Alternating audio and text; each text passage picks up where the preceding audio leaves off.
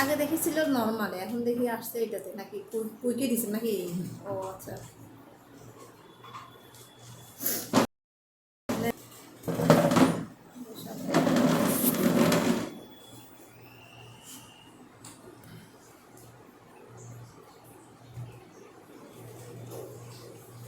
Jeans pant আপনার ওইগুলো দিতে হলে কি আমরা ওই বুঝে বুঝে দিতে হবে নাকি এখন যে দিছি এইভাবে দিলেও চলবে? এখানে এভাবে দিলে তো আমার জিন্সের সাথে এইসব কাপড় দেওয়া যাবে না। দেওয়া যাবে না। জিন্স দিলে তাহলে এভাবে নর্মালি রেখে ধরুন একটা জিন্স, হ্যাঁ, ওর কারণে ওই কাপড়টা এটা যখন ঘুরে পানির ভিতরে তখন ওইগুলো একটা কাপড়ের মধ্যে পেঁচায় ওই সময় পেঁচাইলে তখন কাপড় সফট কাপড়টা নিতে পারবে না। পানি লাইনটা কি অন আছে কি না? পানি আছে। হ্যাঁ ফানের লাইন তো অনেক, কিন্তু এটা ফানের ফিল্টার ঠিক করতে আসছে, এই ফানের লাইন বন্ধ করছে, কিন্তু সবগুলো লাইনটা আছে না, সব লাইন খুলে সব লাইন ঠিক আছে তো।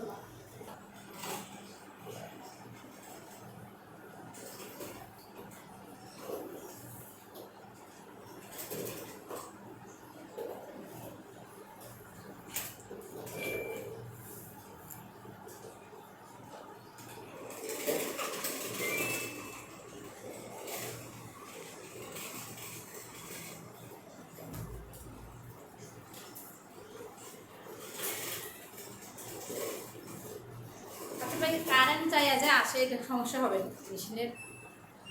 না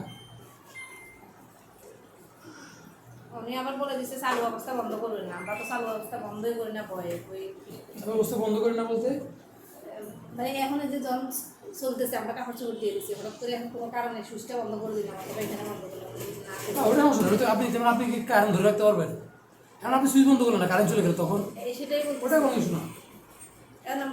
সবসময় প্রোগ্রাম যেটা দিয়ে স্টার্ট করবেন, স্টার্ট করার পরে এখানে একটা সাইড লক আছে, এই লকটা করে দেবেন, তখন আর কেউ চাইলে এগুলো চেঞ্জ করতে পারবে না।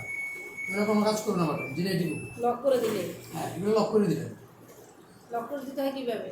এই যে ওয়াশ বাটন এবং রিলিজ বাটন, যে বাটন একসাথে 3 সেকেন্ড চাপ দিয়ে ধরে রাখবেন, তখন দেখবেন এখানে লকে লাইট জ্বলবে। আচ্ছা, তখন স্ক্রিনটা লক থাকবে, এবার চাইলে প্রোগ্রাম চেঞ্জ করতে পারবে না।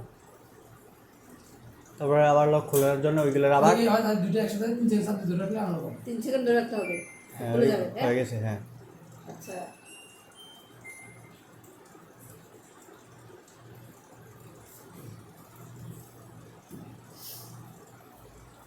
এরপর আপনারা এখন যে কুইকে দিচ্ছেন না, আমি যদি এখন নর্মালি নিতে চাই তো কি নর্মালি ছাপ দিব নাকি আবার অফ করে দিতে হবে?